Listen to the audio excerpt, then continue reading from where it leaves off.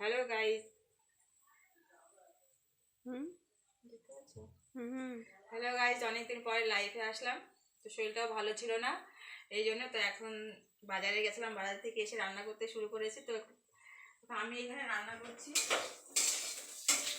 পাটাতে মশলা করলে কিন্তু খেতে খুব ভালো লাগে, তোমার গুঁড়ো মশলা থেকে। আমি পাটাতে মশলাটা করছি।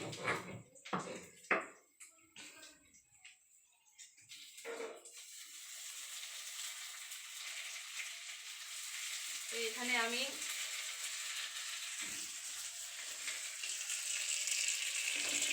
আলু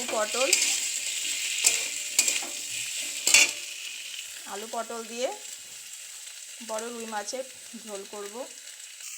তো এখন শীতকাল পড়েছে, তো এখন প্রচুর বাজারে ধনে পাতা দিলে তরকারির টেস্টটা ভালো হয়। তরকারিটা ভালো করে কষে নিয়ে জল দিয়ে দিয়েছি। জলটা ফুটলেই দিয়ে দেবো মাছ।